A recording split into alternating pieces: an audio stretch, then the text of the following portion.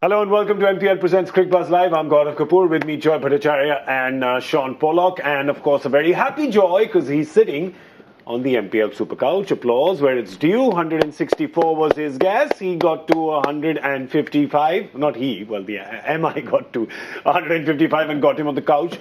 Very unhappy, Shaun Pollock, for two reasons. One is the MI effort in the back 10, being a former MI member himself. And of course, the fact that they didn't get him, more importantly, get him onto the couch.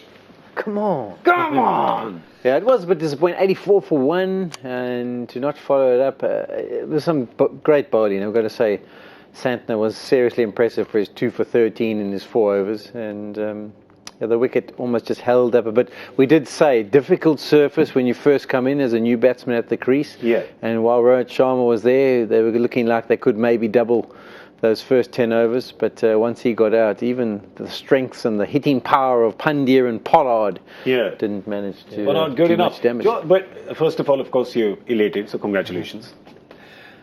Yeah, absolutely, completely. Absolutely. He's trying to be humble about it. So, but the thing is, Deepak Chair, who is one person who you didn't want to lose a wicket to in the power play. Lost a wicket to him, yes, but still managed to get him for runs.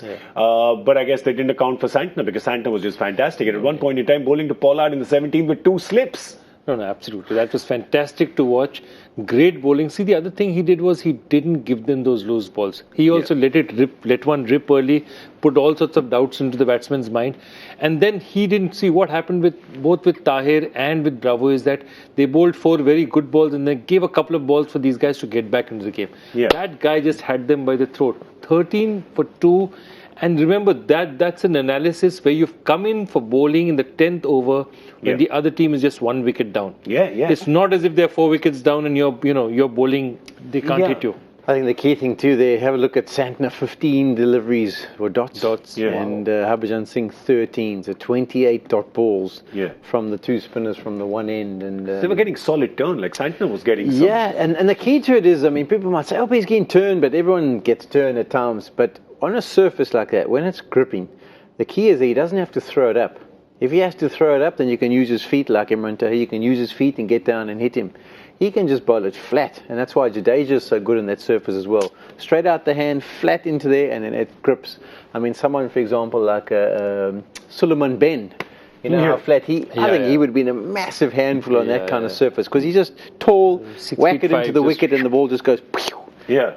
The innings progression. So we're talking about 84 runs in the first 10, just 1 wicket down, and they had only 71 to it, and they were only 4 down. So they'd look at that and they go, "Nah, man, I don't think we've done well," because they got runs in the back 5, but this is not the kind of runs we're used to seeing from the Mumbai Indians, and that's why we're saying mildly disappointed they would be. I would say the 7 to 15 is more disappointing than the 16 to 20. Yeah. Because by 16 to 20, the ball is turning. They are getting this. They just didn't manage to get away to anything. And whatever little loose balls they got, they tried to put away. And to be fair to them, they did quite a few. I mean, otherwise they wouldn't have reached this far at all.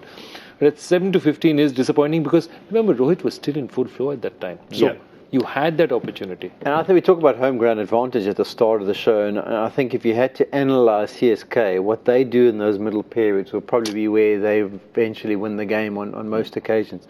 Up front in the power play, everyone tries to hit, and at the death, you're obviously trying to get whatever runs are required. Most efficient economy rate in the middle overs is Chennai, Well, that's exactly the reason why they win so many, and I think won't just be down to the fact that they've got good players. Their mindset, I think it'll be something that they discuss in their team meetings. Guys, we know how difficult it is. This is when the spinners operate. This is when it's challenging. Don't only look for the big boundaries. The 1s, the 2s, rotating the strike, vitally important. Yeah, and let's talk about Rohit Sharma. Rohit's not been getting those big runs that you're used to seeing from him in this edition of the tournament. And today, getting it's in the 60s, it was 67. 48, but important at the time because Queenie went early, and they've been used to getting runs from the Cock, so he went early. I thought Rohit did a really good job. He controlled himself, he played the game. He also probably early on realized that this is not a pitch. This is not a 180, 190 power pitch. I think Rohit's a smart enough batsman to realize that. So he picked his chances. He cherry-picked. And that's the difference between a Rohit and an Evan Lewis. So he got his singles, and then when he got the opportunity, he didn't miss out. What did Evan Lewis did? He took 4 risks and still delivered only 32 of 30 because he just didn't understand how to bat on this pitch. Yeah. And Rohit, that way, was so much more efficient with whatever he did. Yeah, I mean, he led that partnership, but to credit to Evan Lewis, not his favourite kind of surface, I'm sure. Took the risks. Probably Emma must be saying, wish he had gotten out on the risk, because this, even he couldn't capitalize on sort of the risk to reward ratio. He couldn't capitalize on that. Yeah, and it's going to be difficult when you've sat out and you come onto this surface. It's even more difficult if you've been playing lots of games and then come onto that surface. You can maybe make it work, but I think he wouldn't be too disappointed. Having sat on the side, the fact that he contributed, put a partnership together with the captain when they sort of required it, I don't think we can point too many fingers at him. Considering the sort of surface that Evan Lewis was playing on, I tell you, you give him a Mumbai or a Bangalore, and boy, you'd be picking up the ball from the parking lot. Yes, you would. Let's have a look at now the bowling of Mumbai Indians, because it's a strong bowling lineup, right? They've got Anukul Singh as well, lead under 19, spin option, as Joy had told us, and Shaun pointed that out before as well. This is a very solid bowling lineup. Yeah, it is. I think Krunal Pandya will also play his part. He'd look at what Santner did and said, all right. And Krunal likes to rush the ball in anyway. Exactly. And that's why it will be a bit of a challenge for Roy, whether he can adapt. Rahul Chahar, he's going to be similar to Imran Tahir. So in order for him to be effective, they have to throw it up. The CSK batsmen can use their feet and maybe get to the pitch and do some damage to that leg spinner.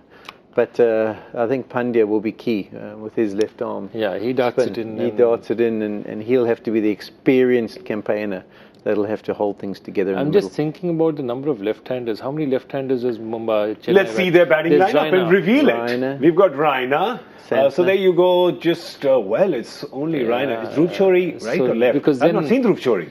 That's why they're playing with two left-arm spinners. He's right-handed as well. Mitchell Santner down, he's left-handed. Yeah, Santner, that's it. But whoa, they've got a long batting. I mean, you'd say, Santner, bravo, but you see what he did at Jaipur. Yeah, Chahar can whack it good and proper. Chahar can whack it as well. Harbhajan's known to hit a few sixes back in his day. I've seen Harbhajan win matches for India with the bat. Yeah, I mean, he's a little past that date, I'm sure. I think, that was 15 years back. But the thing is, if it's coming down to number 10, but then again, with CSK, you never know, right? Yeah, you never know. And I think if you look at Mumbai, what is their strength? You talk about to divide the innings up into three phases. Your initial 6, then you've got your middle overs, and you've got the back 4, where the sort of death bowling takes effect. Up front, difficult to hit Malinga, difficult to hit Bumrah. At the back end, difficult to hit Malinga and difficult to hit Bumrah. And then you've got the 3 spinners to operate in the middle overs. So, and Hardik Pandya as well. But the dew? Yeah, it will play its part, but I'm just saying they've got a nice bowling lineup for this kind of surface in particular, because even Mali, who used to rely on those Yorkers and raw pace, he's very good at mixing things up now, so he'll still be effective. So I still think Mumbai will give themselves a really good chance. I don't think we can read this anyway. I think 155 would be about par, and it's going to be a good chase. Question, if you were the captain, how much would you bowl Bumrah in the first 6? Because they've been using him for just about 1 over in the top 6 nowadays.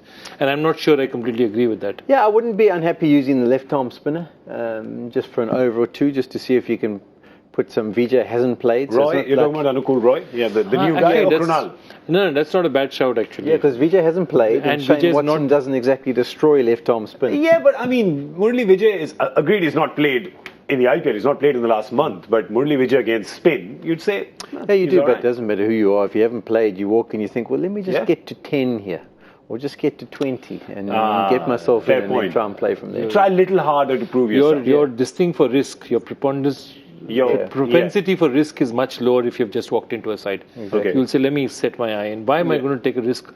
I'll look really stupid walking down the pitch to a left-arm spinner and getting stumped. In my one chance, I'm not going to risk it in the first over. Shane Watson, play some shots. Yeah. Here's the single. Your turn. Your turn. You're up, kid. You're up. Quick word on Rohit Sharma's captaincy, how you have seen him evolve, or how you've seen him handle the resources. Yeah, I think he's been really good. A lot of the success of Mumbai Indians is down to what he's managed to achieve as a captain. I think he's grown in stature and his wisdom and what to expect on different surfaces against different teams with different bowlers has definitely improved, and I think he's done really well. So I would expect another good tactical performance from the Mumbai Indians captain, who's full of confidence after getting his 60. After getting those runs, all right. Obviously, he's not favouring anything. No. Not at all. No.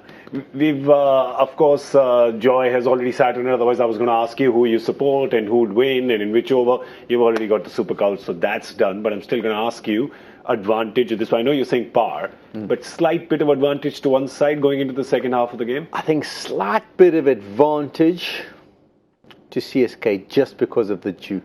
Okay. Not the joy, the dew. Dew. The dew.